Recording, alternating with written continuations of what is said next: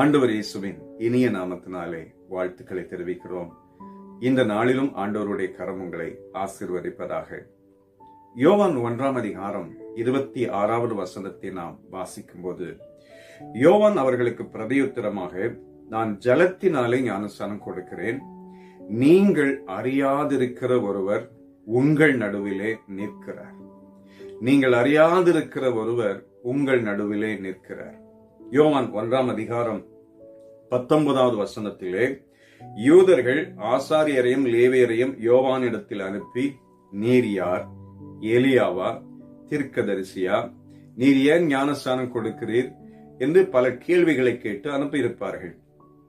அனுப்பப்பட்டவர்களுக்கு பதில் சொல்லும் போது அவர் சொல்லுகிறார், நான் ஜலத்தினாலே ஞானஸ்நானம் கொடுக்கிறேன், ஆனால் எனக்கு பின் ஒருவர் வருகிறார், அவருடைய பாதரட்சையின் வாரை அவிழ்ப்பதற்கு நான் பாத்திரன் அல்ல, அவர் பரிசுத்த ஆவியினாலும் அக்கினியினாலும் ஞானஸ்நானம் கொடுக்கிறவர், அவர் உங்கள் நடுவிலே நிற்கிறார், நீங்கள் அவரை அறிந்து கொள்ளவில்லை.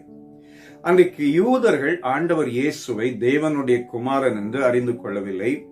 ஆசாரியர்கள், லேவியர்கள், பரிசேயர்கள், சதுசேயர்கள் யாரும் அறிந்து கொள்ளவில்லை. அதனால்தான் அவர் சொல்லுகிறார், நீங்கள் அறியாதிருக்கிற ஒருவர் உங்கள் நடுவிலே நிற்கிறார். இந்த காலை நேரத்திலே நாம் இந்த வசனத்தை இப்படி சொல்லுவோம், நாம் அவரை அறிந்திருக்கிறோம், நாம் தேவனுடைய பிள்ளைகளா இருக்கிறோம், வெளியேற பெற்ற அவருடைய இரத்தத்தினாலே மீட்டு கொண்ட அவருடைய பிள்ளைகள், நாம் அப்பா பிதாவே என்று கூப்பிடத்தக்கதான புத்திர சுவிகாரத்தின் ஆவியை உடையவர்கள், நாம் அவருடைய பிள்ளைகள். இந்த காலை நேரத்திலே அவர் எங்கள் நடுவிலே நிற்கிறார்.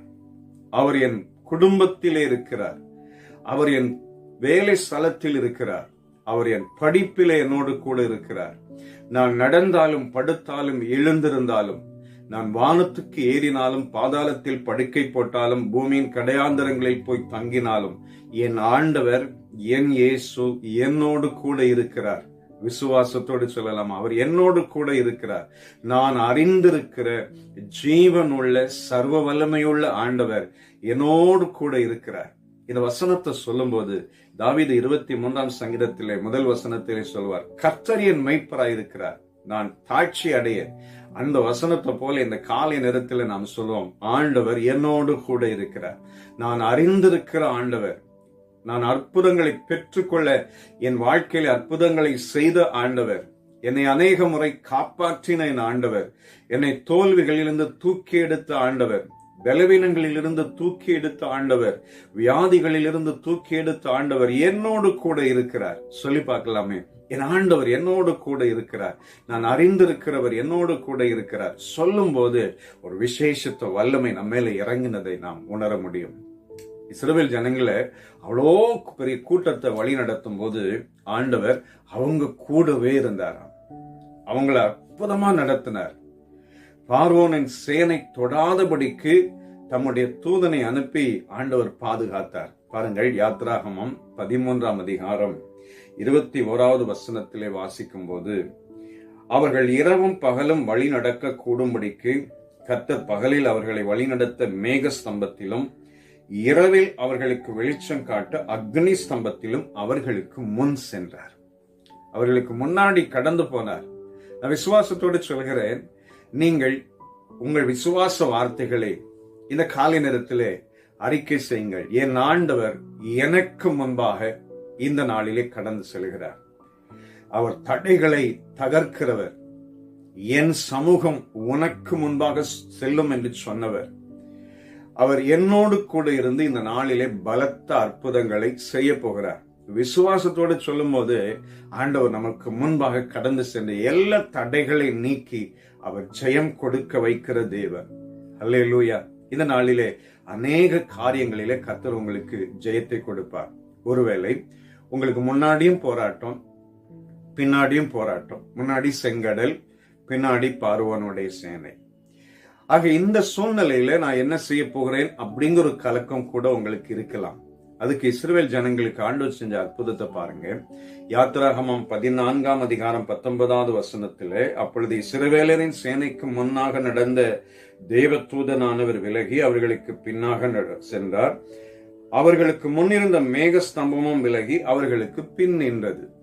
பாருங்கள், முன்னாடி கடந்து போன ஆண்டவர் பார்வோனுடைய சேனையும் இஸ்ரவேலுடைய சேனையும் ஒன்றோடு ஒன்று சேராதபடிக்கு ஆண்டவர் அவர்களுக்கு பின்பாக, இஸ்ரவேல் ஜனங்களுக்கு பின்பாக பார்வோனின் சேனைக்கு முன்பாக கடந்து போனார். தேவன் இஸ்ரவேல் ஜனங்களுக்காக செங்கடலை பிளந்து வெட்டாந்தரையை உருவாக்கி அற்புதமாய் நடத்தினார்.